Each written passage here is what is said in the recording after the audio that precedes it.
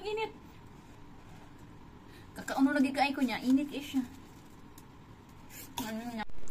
Hello guys, for today's video, magluluto ulit ako ng binisayang gulay. Kasi may nag-comment doon sa video ko.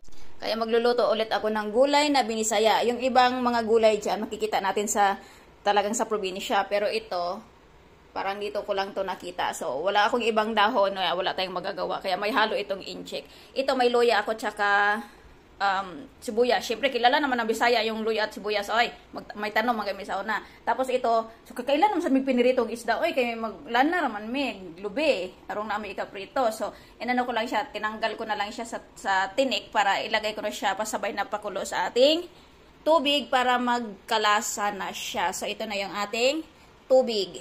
Ilagay ko na ang ating at ngayon, ilagay ko na ang ating luya, sibuyas at ang ating pritong isda para magkaroon siya ng lasa kasi asin na yung pampalasa ko, wala akong bitchin dito. So, antayin lang natin siyang kumulo.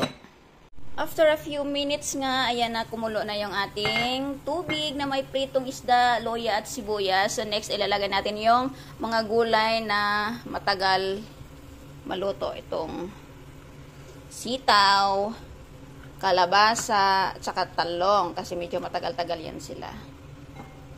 Ihuli na natin yung patola tsaka okra. Apps na tapan.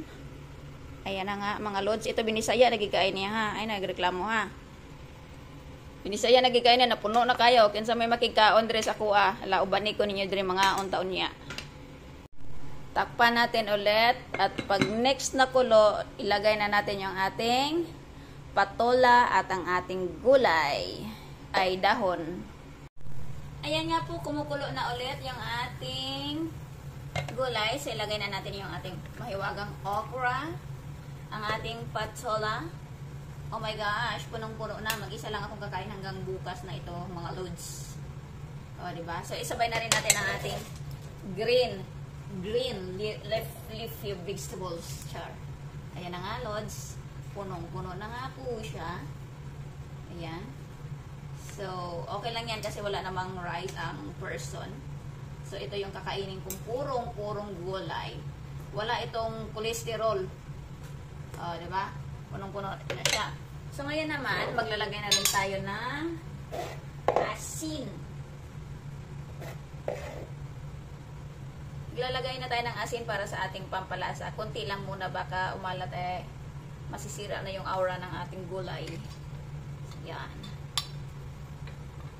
Haluin din natin para maghalo yung asin. At kung maibabaw yung mga gulay na luto na. Yan. Sarap sana ito kung may tanglad. Mas mabango. Okay, pakuluin natin ulit. Kapag kulo niyan, it's ready to serve. Kumulo na nga po ulit yung ating pinakulong gulay. Yung ating binisayang gulay. So, i-check natin ang lasa. Kung ito'y lasang binisaya na ba talaga. Hindi ko na po ito ginisaha pero pasensya na, pritong isda po talaga. Wala naman ako pwedeng pag-ihawan dito. Kaya binisayang Tagalog itong gulay ko. Ito na rin gagamitin ko kasi ako na naman kakain ito. Kulang pa na asin. So nadagdagan ko na siya ng asin. Titikman ko ulit.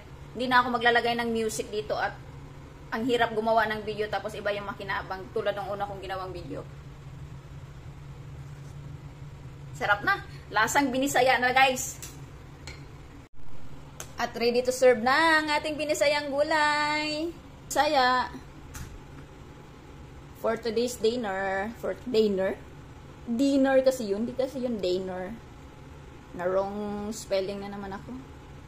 Ang tigas ko kasi mag-English. Kasi Bisaya kasi ako. Kaya matigas ang aking wording sana. Oh, matigas. Oh, di ba? Dami kong kinain gulay. Dami kong kakainin gulay. Oh, diba? Okay lang yan kasi gulay naman yan. Vitamina. Wala namang rice. Kaya goods yan. Alright. Ooh.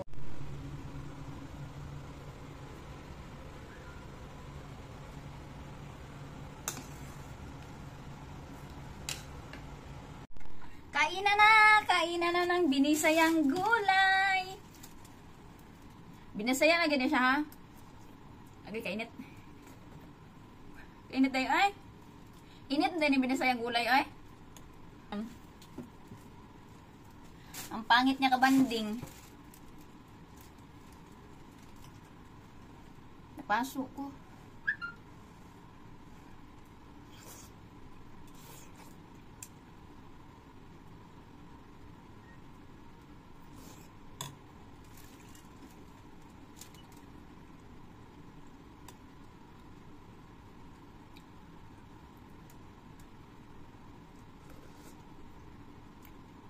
Walang tong challenge tong kain ko. Dapat may maanghang. So, kukuha ako ng XO sauce.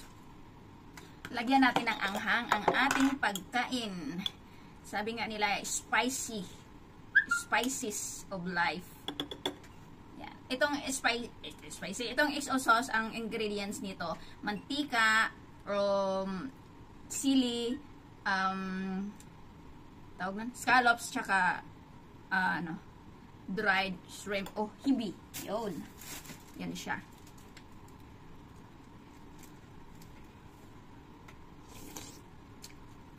Kalame.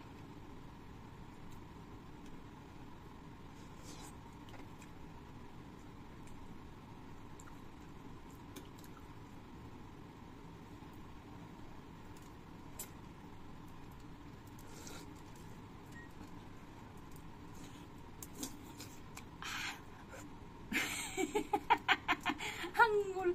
Ang anghang. Ang anghang, ang init.